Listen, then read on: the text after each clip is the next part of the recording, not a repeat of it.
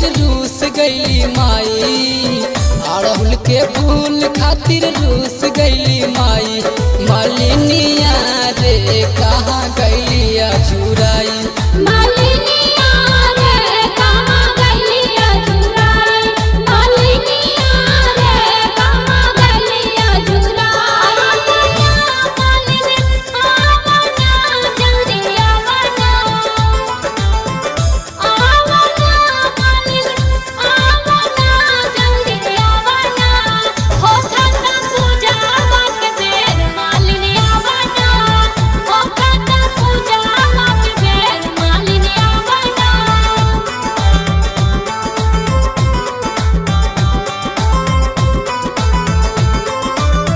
गैया के गोबरा से आंगना निपावनी, श्रद्धा से जागा मोती चौका पुरवानी, चौका पुरवानी, चौका पुरवानी।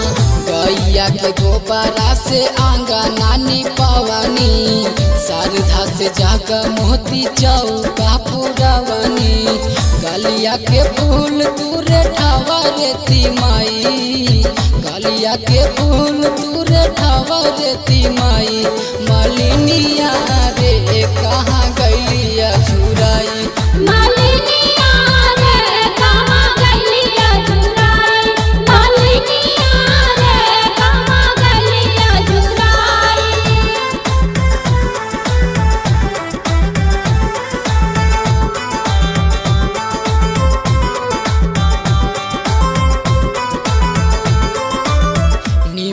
के दाढ़ी में लगैनी हम झूलू हवा, ओही में सजैले मालिन अड़हुल के फूलवा, अड़हुल के फूलवा, अड़हुल के। हाँ निमिया के दाढ़ी में लगैनी हम झूलू हवा, ओही में सजैले मालिन अड़हुल के फूलवा।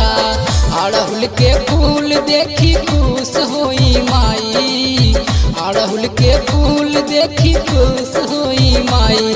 मालिनी